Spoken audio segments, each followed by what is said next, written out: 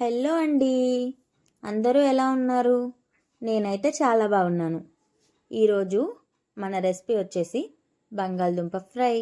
ఎలా చేయాలో చూసేద్దాం, వచ్చేయండి.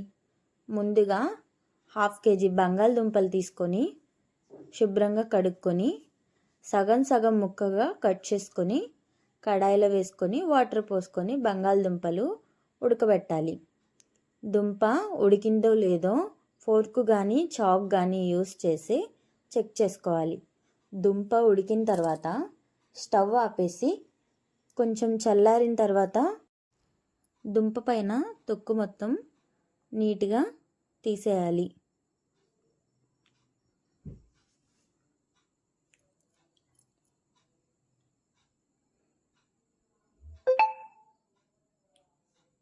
తొక్కు తీసిన దుంపని మీడియం సైజ్ ముక్కలుగా కట్ చేసుకోవాలి.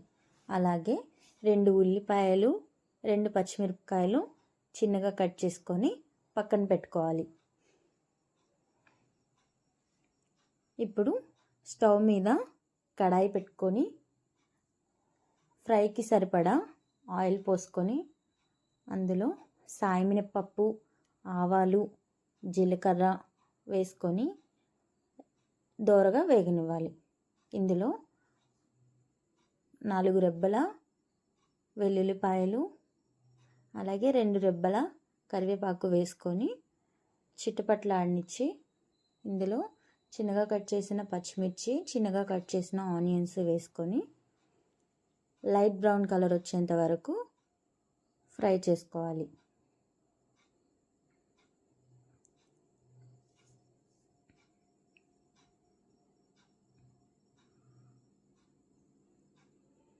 ఇలా ఆనియన్స్ కలర్ చేంజ్ అయిన తర్వాత ఉడకబెట్టి తొక్క తీసిన బంగాళదుంప ముక్కలు ఉన్నాయి కదండి, అవి ఇందులో వేసుకొని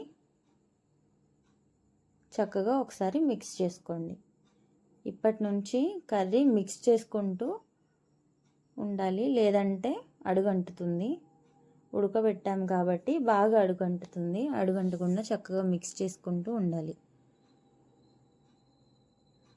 దుంప లైట్గా ఫ్రై అయిన తర్వాత ఇందులో 1/2 టీ స్పూన్ పసుపు, అలాగే రుచికి సరిపడా ఉప్పు వేసుకొని మళ్ళీ ఒకసారి చక్కగా కలుపుకొని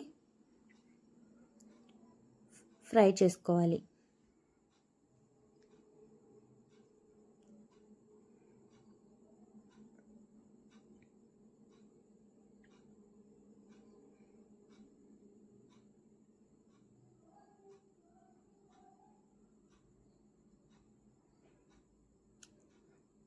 దుంప చక్కగా ఫ్రై అయిపోయిన తర్వాత రుచికి సరిపడా కారం వేసుకొని చక్కగా మిక్స్ చేసుకొని ఒక 2 నిమిషాల పాటు ఫ్రై చేసుకోవాలి. కారం వేసిన తర్వాత ఎక్కువసేపు ఉంచకూడదు.